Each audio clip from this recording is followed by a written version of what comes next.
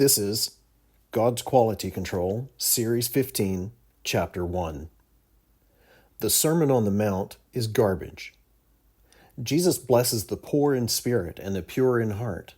That sounds nice, but really, it's just flowery poetry that can mean anything.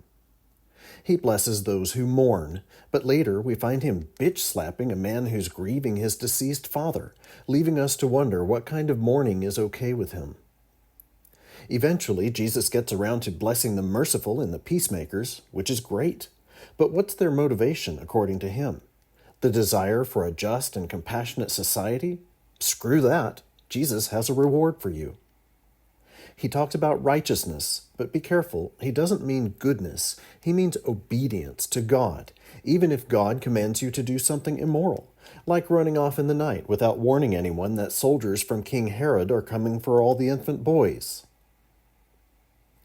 Jesus reserves his most important blessing for the end of the list, emphasizing it at length upon those who are persecuted for his sake, making Christianity not only a magnet for everyone with a persecution complex, but a super-spreader environment for said complex to infect otherwise healthy minds.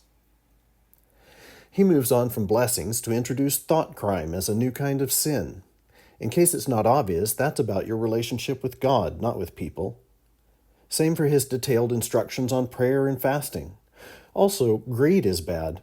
If you ever wondered why, it's not because it causes suffering among humans, but because it keeps you from serving God.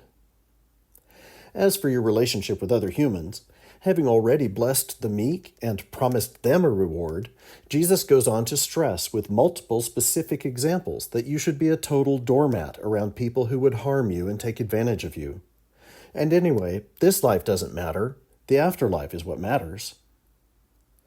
Jesus speaks about judging and hypocrisy without the slightest understanding, and that really is his whole problem. That's why he can think only in terms of punishment and reward.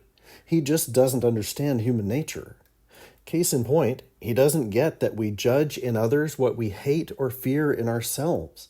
Of course we're hypocrites. It's the human condition. It's not a sin against others. It's an expression of self-hatred. In the words of my dear departed Graham Samantha, we're all hypocrites. Don't be a hypocrite about it.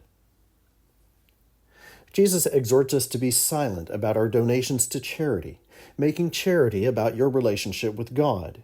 Needy people with their suffering are incidental, pawns in your heavenly chess game.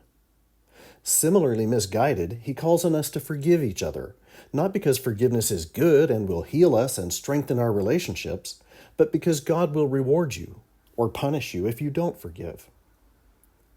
In my next video, Jesus is fixated on punishment. Thanks for watching.